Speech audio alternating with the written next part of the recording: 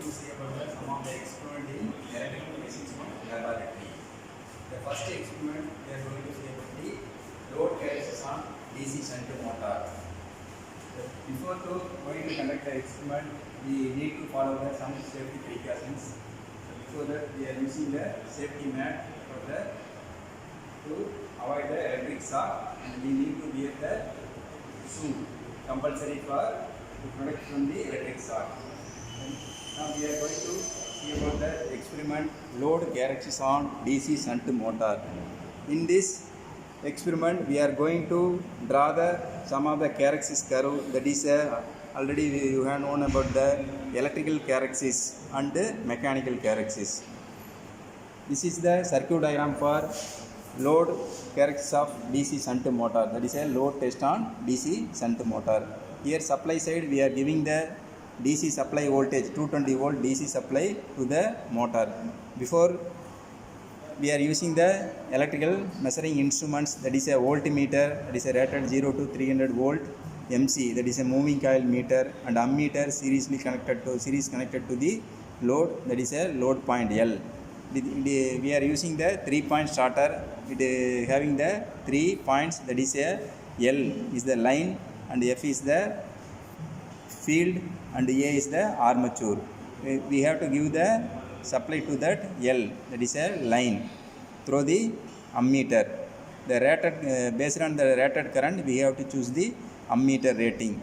Here rated current is, we need to, before going to select the motor, we need to monitor the nameplate details. In this motor, the rated current is 18.5 ampere.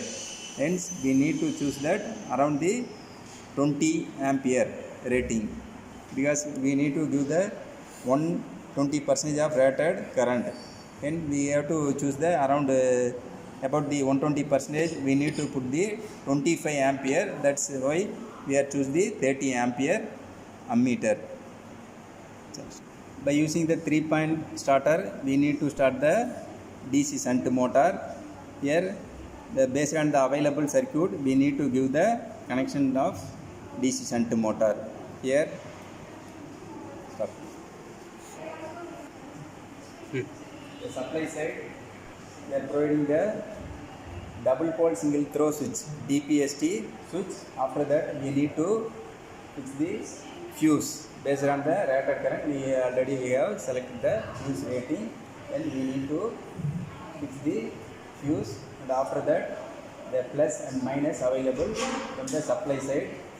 First connection, we are giving the supply to that voltmeter and ammeter. Voltmeter connected across to the supply, the plus and minus connected here.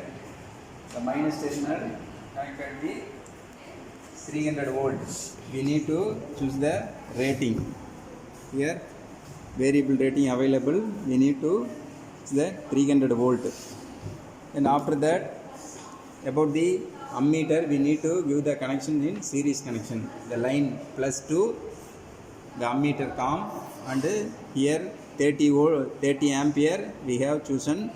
From that point, we need to give the connection to L. Here 3-point starter having the 3 terminals, that is a L, A, F. We need to give the connection to L. After that, the A is given to the motor armature connections, that is a point. We need to give the connections from that 3-point starter A to motor terminal A. The next one, field. You don't give the field directly to the motor. Through this rheostat, we have to give the connection to field winding. From this, before that giving that field rheostat, we need to select the position. In this connection, we need to give the connections in the minimum position. We need to select the minimum position. After that, we have to give the connection to the field. Here field terminal is Z.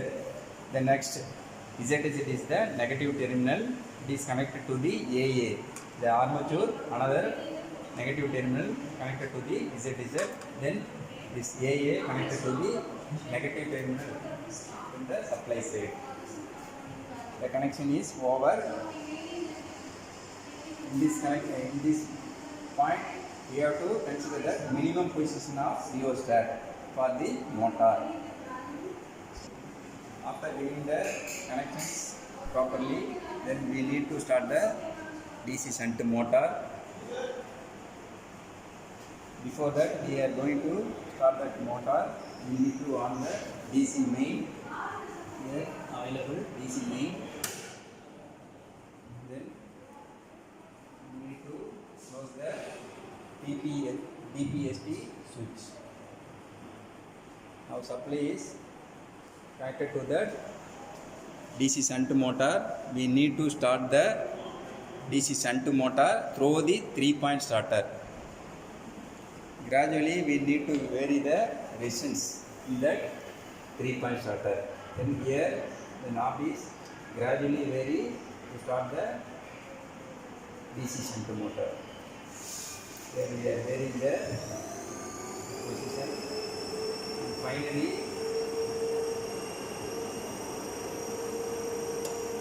the knob is attached to the key. The final we have removed all the resistance. So now motor starts at the rated speed. Before conducting the load test, we need to measure the no load readings. The spring balance and the speed, and also what is the no load current reading. You have to note down the no load current reading. After that, we need to vary the load.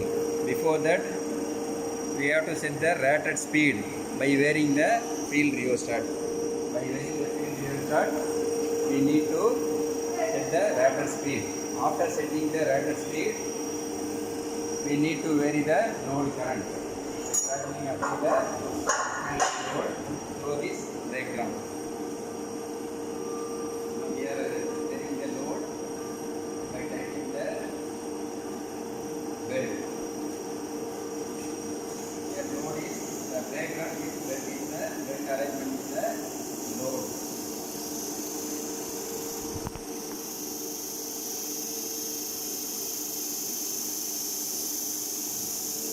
By applying the load, we may see that gradually varying the load current.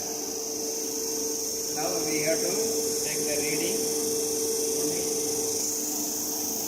speed, and another one is spring balance reading, and another reading is the ammeter reading and a voltmeter reading. After note of the reading, we have to calculate the torque, input power and output power.